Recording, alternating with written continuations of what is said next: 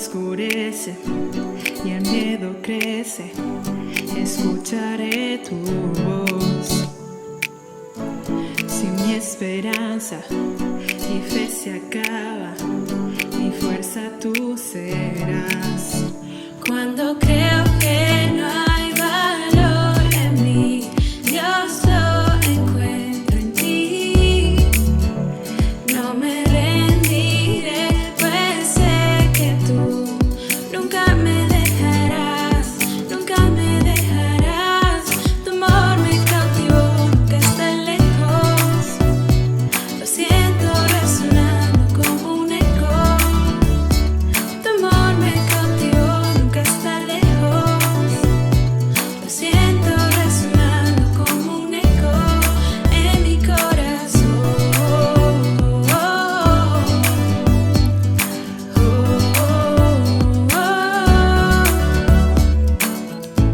En cada etapa tú me recuerdas tus promesas a mí. No hay quien detenga lo que tú empiezas hasta que llegue al fin. Cuando creo que no hay valor en mí, Dios lo encuentro en ti. No me rendiré, pues sé que tú nunca me dejarás, nunca me dejarás. Tu amor me cautivó, nunca está lejos. Lo siento resonando como un eco. Tu amor me cautivó, nunca está lejos. Lo siento resonando como un eco en mi corazón.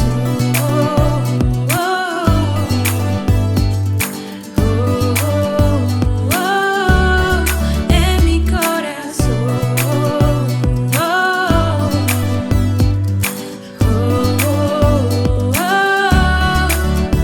Cuando creo que no hay valor en mí, Dios lo encuentro en ti. No me rendiré, pues sé que tú nunca me dejarás, nunca me dejarás.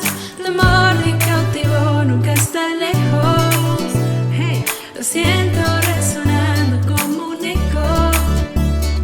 Tu amor me cautivó, nunca está lejos. Lo siento resonar, resonar. Hey, tu amor me cautivó, nunca está lejos. Lo siento resonando como un eco. Tu amor me cautivó, nunca está lejos. Lo siento resonando como un eco en mi corazón.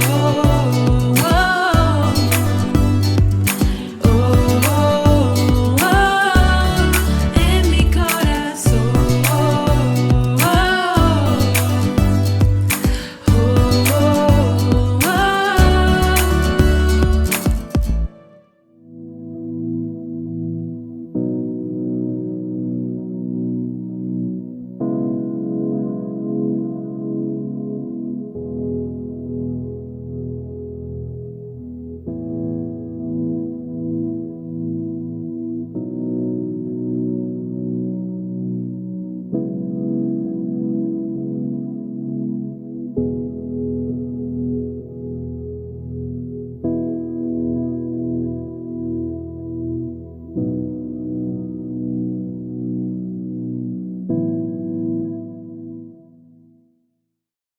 ¿Qué tal, familia? Es un gusto poder estar con ustedes un domingo más. Te damos la bienvenida. Gracias porque puedes estar conectado con nosotros y gracias también porque, el Señor nos da un día más para poder estar compartiendo este tiempo, este domingo.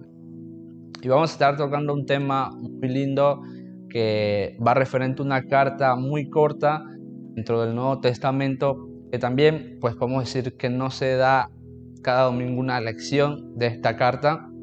Entonces, y es una carta muy interesante, ¿no? Porque cuando la lees, tiene mucho contenido para hablar referente a la vida personal, referente a la iglesia como tal. Y bueno, Antes de empezar, permíteme orar por ti, por la situación de este tiempo y pues que podamos crecer en lo que hoy Dios nos quiere desafiar, ¿no? Así que sin más, vamos a empezar lo que es este tiempo de la lección, ¿no? Oramos. Decimos, Padre Celestial, gracias por un día más de vida, gracias por la vida, gracias porque podemos sacar un tiempo en el cual nos permites tener un conocimiento que que es un conocimiento divino, Señor, que es en base a tu voluntad. Y bueno, gracias, Señor, porque también podemos estar conectados cada uno de cada uno de nosotros en nuestra manera que se pueda, Señor. Cada dispositivo, también agradecerte por cada esos detalles que nos da, Señor, porque sabemos que queremos escuchar de tu escritura. Ayúdame a ser diligente, Señor. Ayúdame a ser de bendición para cada uno de mis hermanos, aquellas personas que nos escuchan tal vez por primera vez, que tú puedas confrontar el corazón de cada uno de ellos. Gracias, Señor, en el nombre de Cristo Jesús. Amén. Y bueno, para empezar, como te decía, es una carta muy corta y te hablo de la carta de Filemón, ¿no? Sé que no la has oído por ahí, o tal vez sí, ya hayas escuchado. La primera vez que yo escuché una lección sobre esta carta, de verdad fue muy impresionante, ¿no? Ahí está en el Nuevo Testamento, está después de Tito. Y bueno, si estás ahí, déjame y permíteme contarte un poco sobre el contexto de la escritura o el contexto de la situación que está pasando de la carta, ¿no?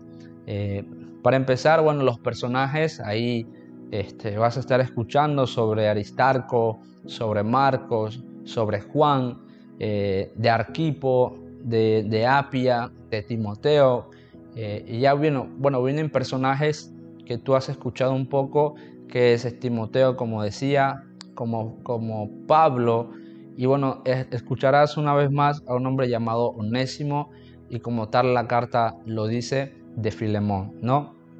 Entonces, la carta se va a estar enfocando las tres personas, Filemón, Onésimo y Pablo, ¿no? Que podemos al final ver cada uno tuvo un desafío, una circunstancia distinta, pero que cada uno de ellos pudo relacionar Dios en sus vidas para, bueno, crecer, ¿no? Entonces, como te decía, el autor de esta carta, ahí, no sé si tu Biblia, en mi Biblia dice las epístolas del apóstol San Pablo a Filemón. El autor, como ya podemos ver en el primer versículo, dice Pablo, prisionero de Jesucristo. Nos da una referencia de que, bueno, es Pablo quien escribe esta carta junto a Timoteo. Y también podemos verlo en los versículos 9, 10 y 23, quizás el 23. ¿Y dónde se escribe esta carta? Bueno, ese es un dato muy importante también, o bueno, que podemos tener como información, y que es probablemente que se escribió desde Roma, o desde Roma, sí, y en la prisión, ¿no? Entonces, Pablo escribe varias cartas de la prisión, y una de ellas es esta. Tenemos también la de Colosenses, la de Efesios, y dentro de estas cartas podemos ver que, si te percatas, Pablo muestra autoridad, pero en esta carta principalmente no vas a ver que diga Pablo apóstol que dice Pablo prisionero de Jesucristo. Entonces, para también aclarar que cuando se decía que cuando Pablo está en esta prisión, no era una prisión domiciliaria, se le decía, ¿no? En aquel entonces los romanos los llamaban o entendían que era un custodio libre, ¿no? Se alquilaba una casa o su casa era alquilada, y ahí esperaba para su juzgado. Y eso lo podemos ver ahí en Hechos capítulo 28, versículo 30. Entonces, uno de los temas que va a estar presentando Filemón en esta carta es sobre el amor, sobre la fe. Vamos a estar tomando nosotros es sobre el perdón, que es un tema valioso para cada uno de nosotros. Entonces, ¿por qué te digo que vamos a estar tomando el tema del perdón? Bueno, porque la situación que se presenta con Filemón y Onésimo es en base a esto, a que Filemón pueda ser desafiado a tomar el perdón y aplicarlo a a su esclavo que era Onésimo. ¿Cómo pasó esta situación? Bueno, tal vez, como decíamos, Pablo estaba en esta casa alquilada o tenía era un custodio libre y pudo conocer a Onésimo en esta prisión porque tal vez Onésimo se había fugado, había hecho un acto de robo, es lo que podemos, o bueno, varios comentarios dicen, hay otras situaciones que presentan varios autores de esta carta que Onésimo hizo, pero una de ellas que puede tener sentido es que Onésimo tomó algo de la casa y bueno, y eso se le llama robo y salió de la casa y bueno, tal vez pudo en esos momentos conocer a Pablo y en eso Pablo no dudó de compartirle el evangelio a Onésimo y tal vez en esa plática que tenía Pablo con Onésimo surgió el nombre de Filemón y bueno, Pablo ya conocía a Filemón, que también en el transcurso del discipulado que tenía Pablo con Filemón, y bueno, compartir el evangelio, bueno, hizo una amistad, se hizo una relación y pues bueno, Pablo no dudó en poder tomar a Onésimo y llevarlo hacia Filemón, ¿no? Que es donde podemos decir que el contexto de la escritura de la carta de Filemón fue llevada por Tíquico, perdón, y por Onésimo hacia Filemón, ¿no? Y dentro de esa carta también se sumó la carta de los Colosenses. Entonces, eso lo podemos ver, ahí en Colosenses 4, 16 y 17. Y eso es a manera de una introducción de la carta. Ya sabemos que Filemón era el amo de Onésimo y Pablo, bueno, era el amigo de Filemón, ¿no?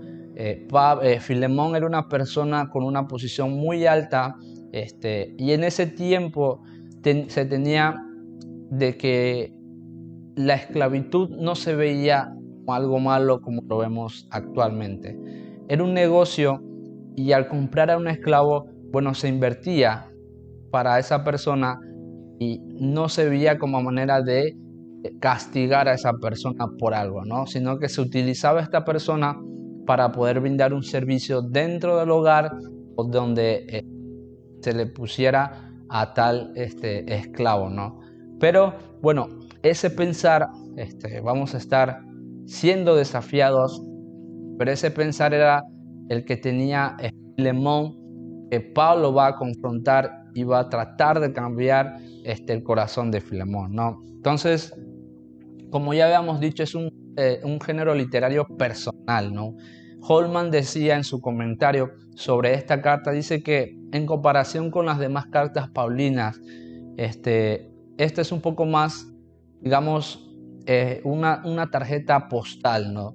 Pero lo que es más valioso es que surge de un tierno corazón de un amigo a otro amigo y no de un apóstol con autoridad. Entonces eso es muy interesante porque lo vamos a ver en los primeros versículos, que es la salutación o el saludo que da Pablo comúnmente en cada carta que hemos visto en la Escritura. Entonces, yo te propongo, ¿no? Te propongo a que podamos ver esta carta preguntándonos, ¿no? ¿Cómo podemos perdonar? Que es el tema que vamos a estar viendo. ¿Cómo podemos perdonar?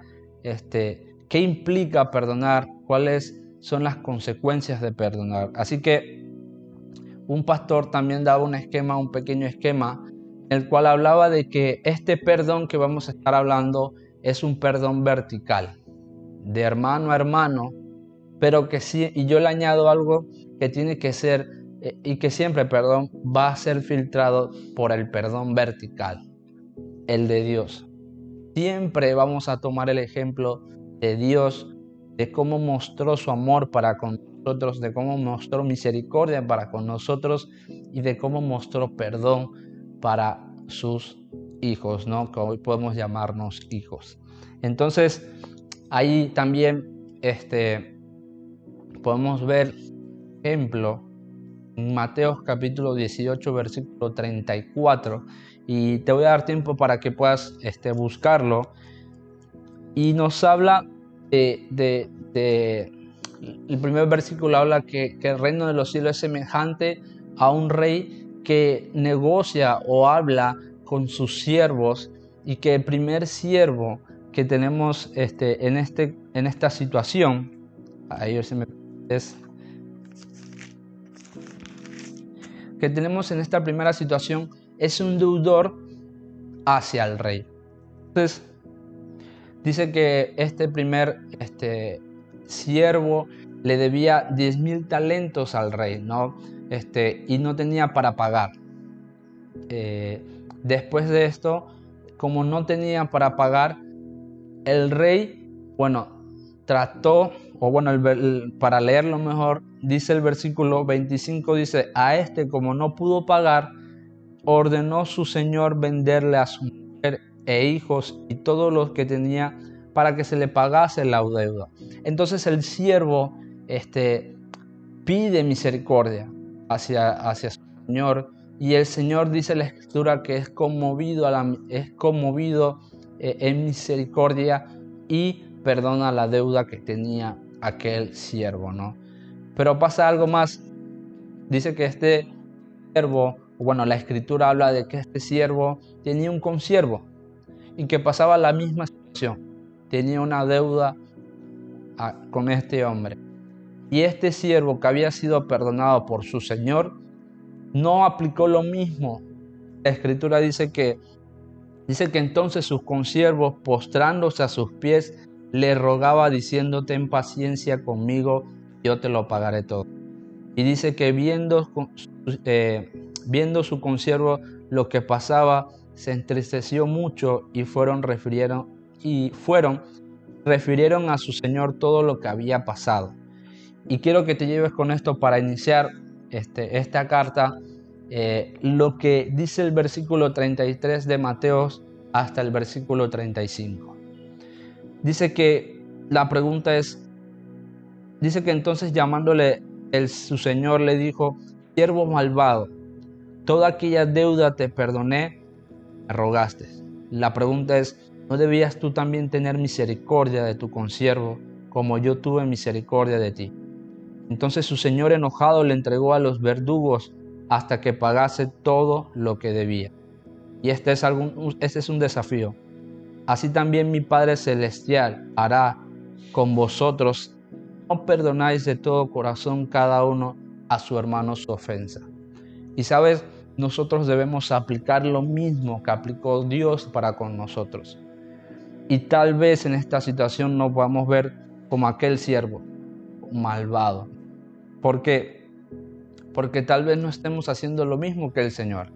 Entonces, para comenzar sé que ha sido una amplia introducción, pero es una carta muy corta. Podemos sacar muchas aplicaciones para comenzar. Espero que te puedas llevar esa pregunta. ¿Cómo podemos perdonar y cuáles son las causas para perdonar? Y vamos a estar viendo 3 puntos en los cuales podemos responder y tener una idea de cómo podemos perdonar y cuál es la causa de perdonar, ¿no?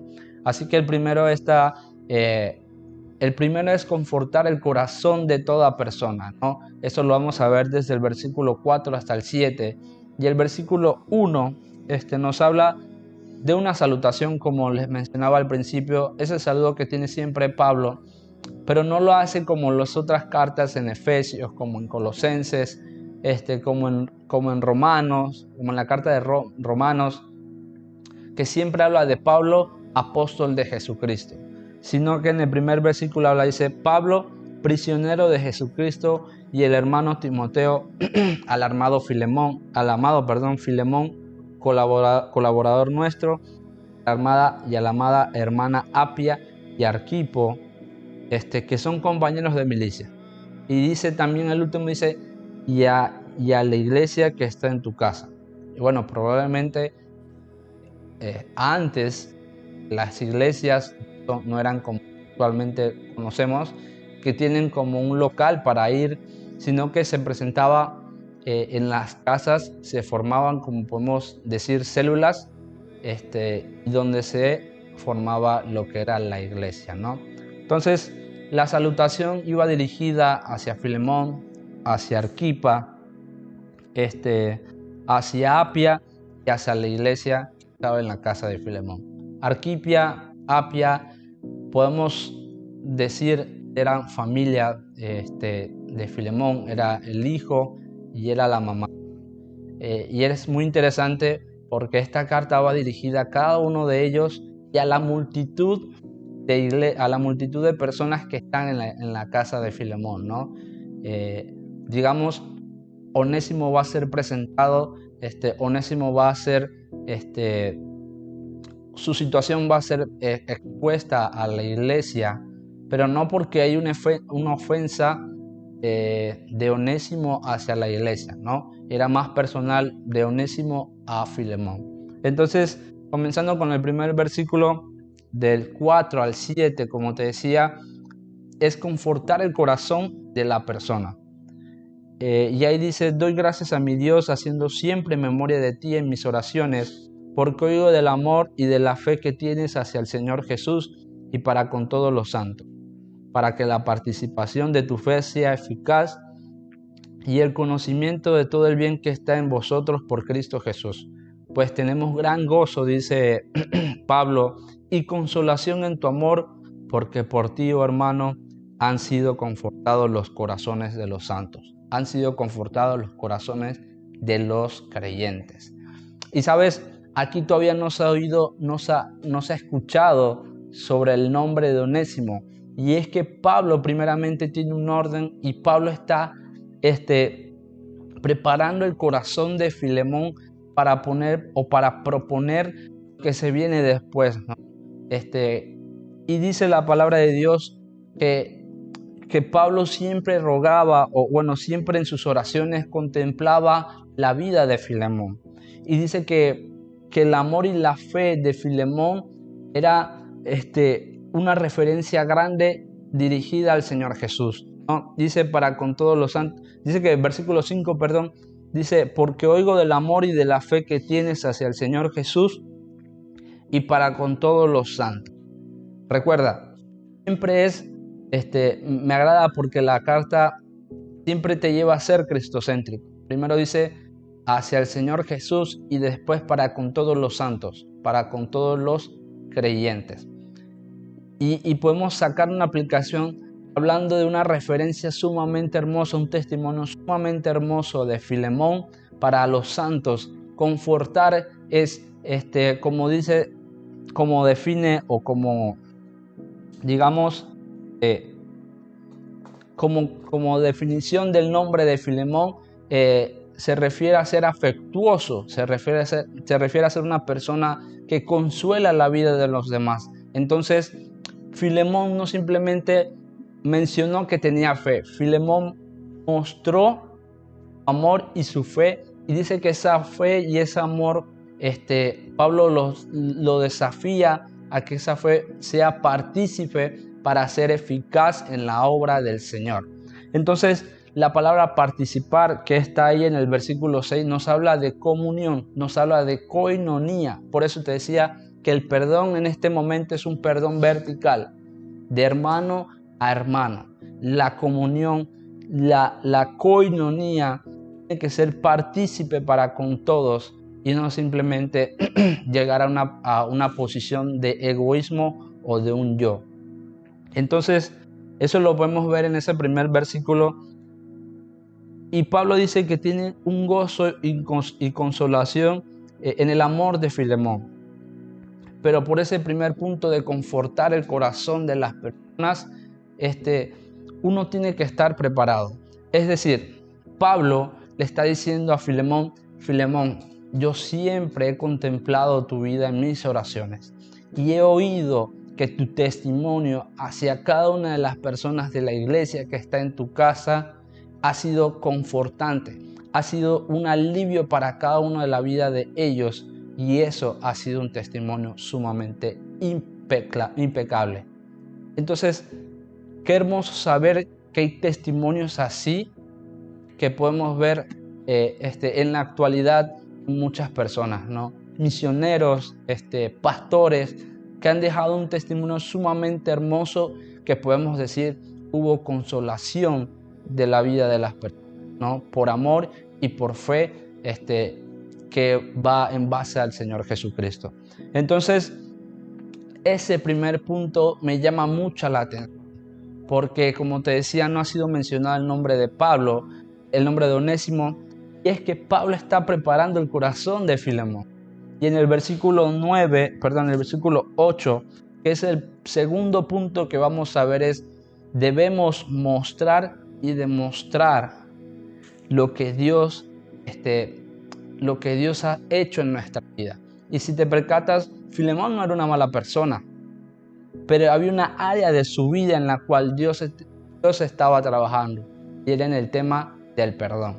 Y por eso Pablo dice en el versículo 8, dice, por lo cual, aunque tenga mucha libertad en Cristo para mandarte lo que conviene, más bien te ruego por amor, como soy, Pablo ya anciano, ahora además prisionero de Jesucristo. Dice, te ruego por mi hijo Onésimo, a quien engendré mis prisiones, en el cual el otro tiempo te fue inútil, pero ahora a ti y a mí nos es útil, el cual vuelvo a enviarte, tú pues recíbele como a mí mismo.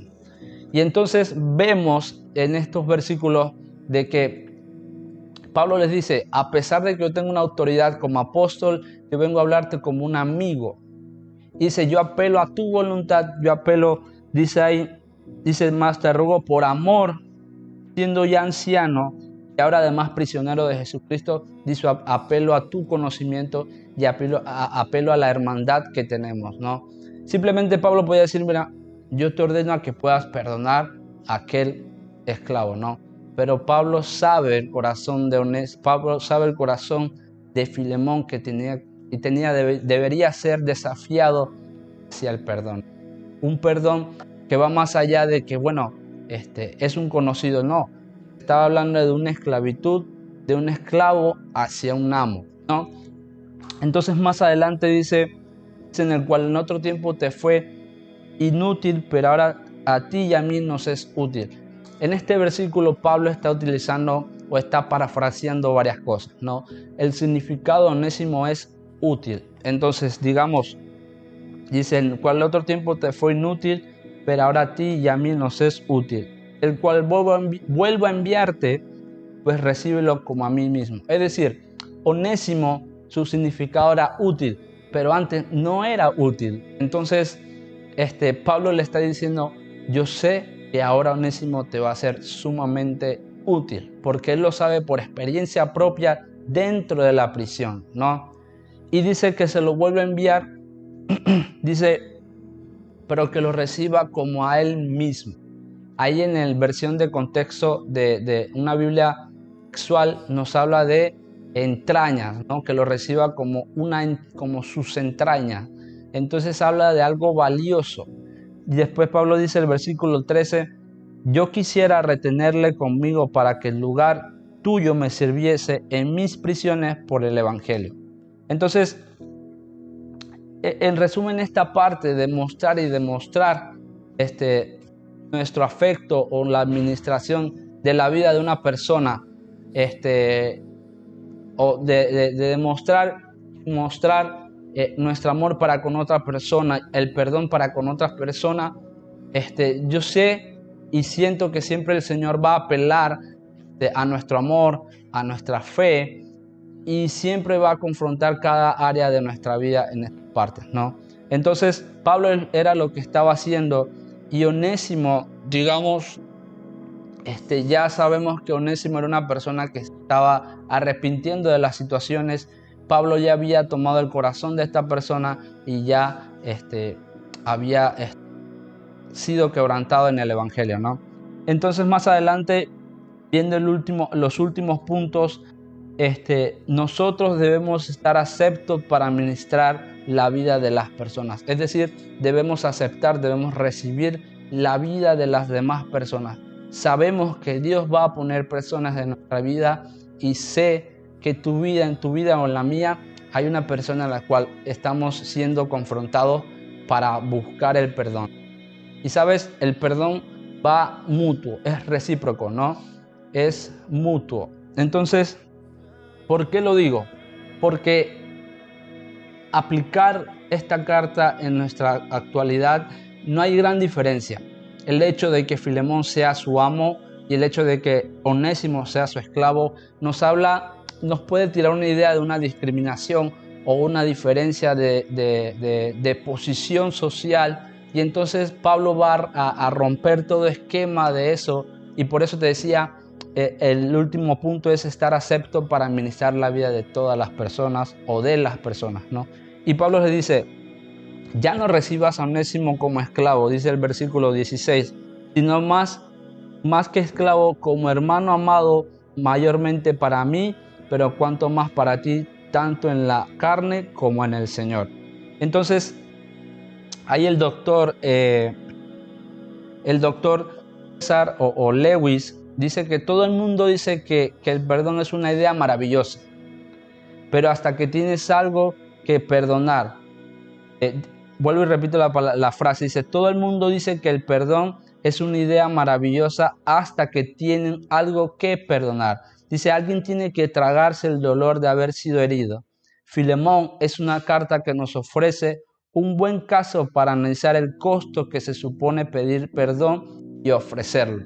Entonces, como te decía, la carta de Filemón iba a ser presentada a la iglesia, pero no era que Filemón había ofendido a las personas en esa iglesia, no, sino que digamos que sí había una ofensa hacia Filemón, pero también Filemón debía ofrecer un perdón hacia Onésimo y debía romper todo esquema de esclavitud y ahora llamarlo hermano amado. ¿Y por qué?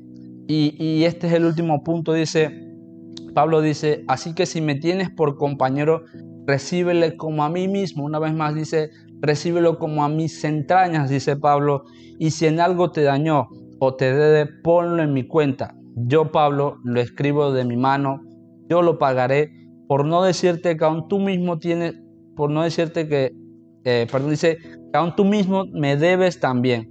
Y bueno, el versículo adelante dice, hermano, yo tengo algún provecho de ti en el Señor, conforta mi corazón hacia el Señor. Dice, te he escrito confiado en tu obediencia, prepárame también alojamiento, porque espero que por vuestras oraciones os seré concedido.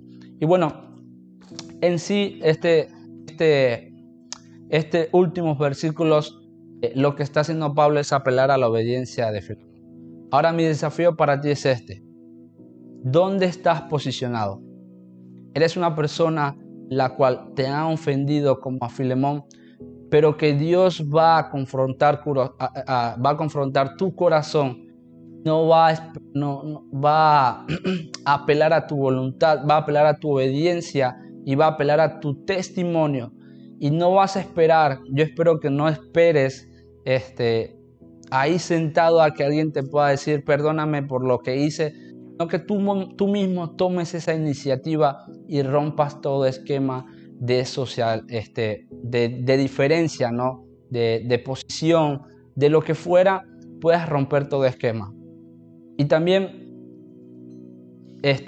puedas ver la otra parte como Onésimo, que buscó arrepentimiento y dio la cara ante Filemón.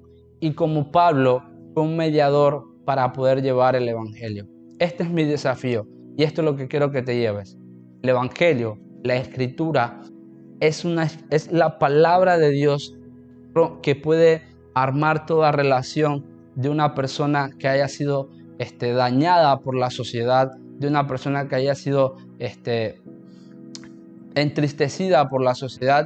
Y entonces la Biblia es la única escritura, el único poder que puede unir personas en el amor y en la fe.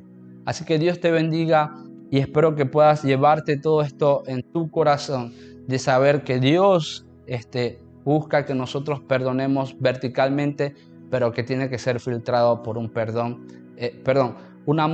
un perdón vertical, pero que tiene que estar filtrado en un perdón horizontal, por el amor de Dios. Dios te bendiga en este hermoso domingo.